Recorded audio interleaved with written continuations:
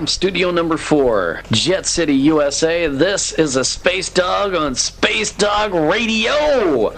On the flight deck with Randall Handel. What's up, Bert? How you doing? Mean Queen's on deck. Hi. And Sizzle, of course. I like how sassy you're getting, Space Dog. I'm just getting sassier by the minute. Space Dog Radio, your remote location radio station. You can find us anytime, anywhere. 196 countries around the world. This time, 30% less calories and less filling. So there you go. You can also follow us on Twitter at Space Dog Radio. On the line right now, independent journalist Mark Taylor-Canfield. Mark, thanks for calling in to Space Dog Radio. Hey, I'm so glad you guys got a chance to go down to Daytona and talk to Shannon McLeish. That is a great thing that you guys did, so thank you. So, Mark, what do you got?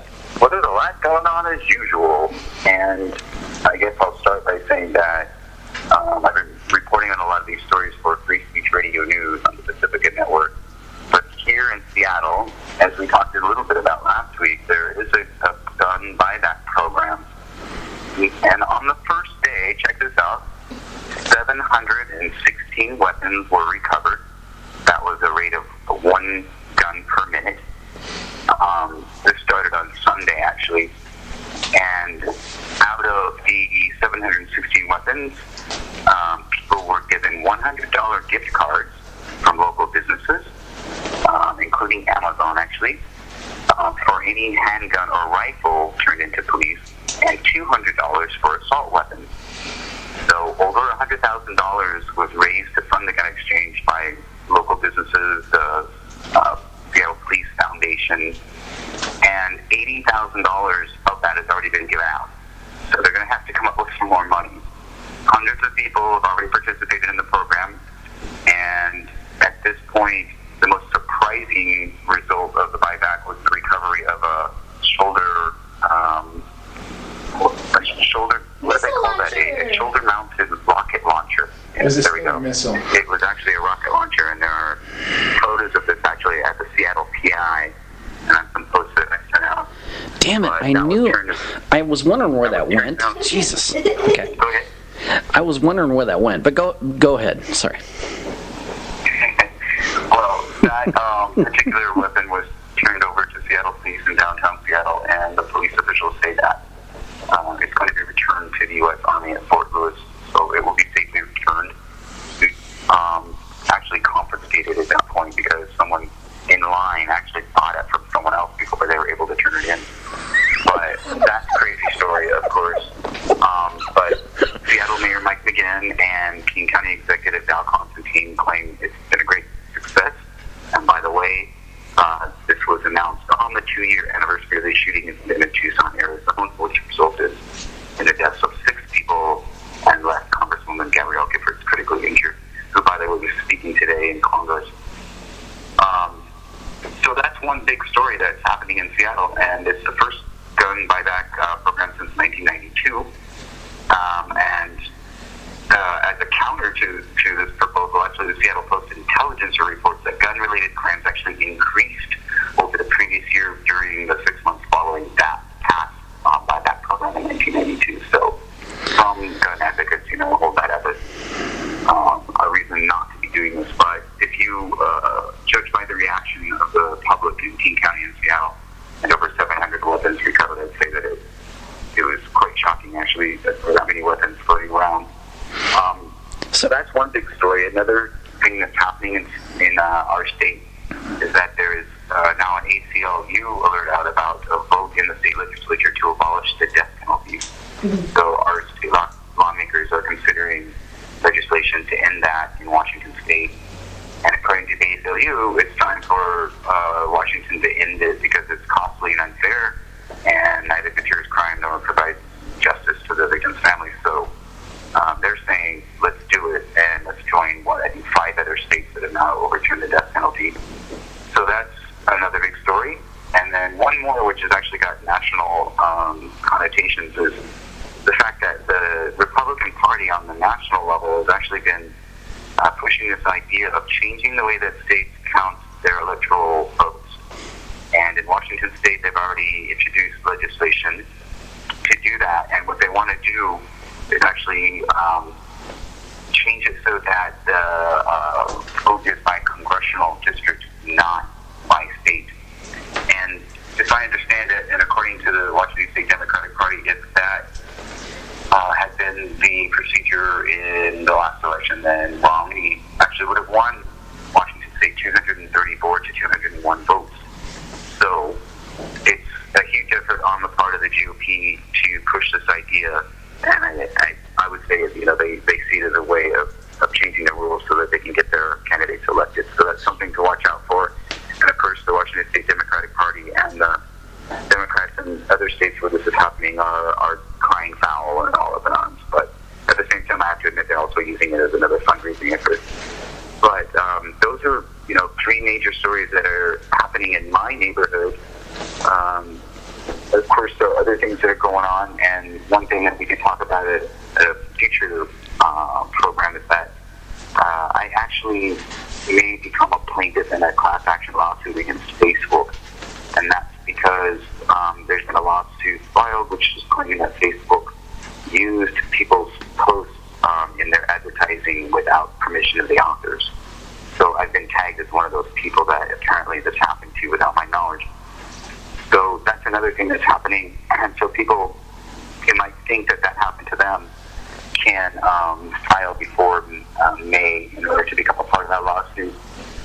But that's just one of the things that's been going on. And then I mentioned before, when I spoke to you, I have a new piece out at Truthout about Shannon McLeish and this whole idea of freedom of speech in the United States, and I've been corresponding with Reporters Without Borders about this, who are very interested, and they're just asking, how they can help. So we get an international agency behind us, and they're the ones who own World Press Freedom Index. Shows that the United States has slipped from 19th to 47th over the last year, largely due to the arrest of journalists that occupy Wall Street protests. But it just shows that we have a real battle on our hands in the United States, and especially with alternative media, to get back on top of things and counter the corporate control of the media markets here. So that's something that's going on. I just want to point people to that story. It should continue to be covered, and I'm glad you guys want to talk to Shannon, because it's an ongoing story. And I agree, Occupy is an interesting program. I was a guest on there, and I found them to be very reasonable and, polite, social people. So I don't know what all this government surveillance is about, but that's sort of what I addressed in my Truthout article, is what is it like as a journalist to think that, hey, some of us are on watch lists, and what does that do to you as a journalist in terms of your coverage? I know with some people it makes them, sort of want to lay back and maybe not talk about certain subjects quite so much. But luckily we have enough alternative media going on and enough technology to use it. Like you guys, we can keep the story going no matter what. Right. So, yeah, absolutely. I mean, it was so fantastic being down in Daytona and speaking with those folks. I mean, they were really down to earth. They were very from up here. We look at Florida and we look at the states in the South and think, oh, they're red states and they're ultra Republican, ultra conservative. But you know what? After talking to them, you really got a sense of what the reality of the situation is. And they brought up a really good point is, the media will paint this big picture against blue and red states, but really, we're all the same states. We're all looking for the same thing. We all want education for our people. We want jobs for the people. We want a decent living and a decent wage. So they brought those things out. Hey, I appreciate you being on Space Dog Radio. Anything else we should look out in the coming week in terms of news we should be looking for? Well, we talked before about the ILWU and the ports and the threat of another possible East Coast shutdown with the strikes. So just keep an eye on that. The contract was extended until January 30th, which is today. So we'll see what happens. Just another thing to report on maybe next week about whether that happened or not, whether they were able to negotiate and get something accomplished. But in the meantime, I will probably be. I just did a report on Tom Harmon's show, and I'll probably go something at Daily Coast later today about some of these things that we just talked about in the election, the result of the elections of 2012 in Washington State, which have been pretty profound in terms of legalization of marijuana and same-sex marriage, and now we're talking about doing away with the death penalty and labeling genetically modified organisms, and if they can, hold off Republicans of trying to take over our electoral system, then I think we might, still be moving ahead on a lot of these other issues. I worry about the austerity measures that are being pushed here and around the country, because we've just seen a bunch of reports about how the economy is really dragging at the moment, over the last quarter of 2012. So I agree with some commentators on that, including Tom Hartman, that it's a direct result of the austerity measures that are being pushed on people all over the country, especially in places like Michigan, but all over. And it's a similar situation with Greece, Spain, Ireland, other countries that have kind of gone under the thumb of the austerity measures. Their economies just crashed. Mm-hmm. And there's a whole story about the Icelandic revolution that people should look into, and a particular activist that I'm posting an interview with him on Internet Archives.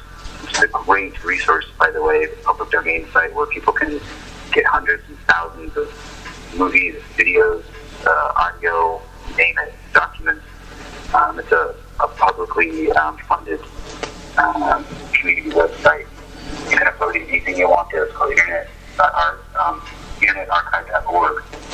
We're putting up an interview there with Porter Torkelson, who was one of the activists in Iceland who almost single-handedly caused the resignation of their government, the replacement of their national banking board, and the jailing of some banksters.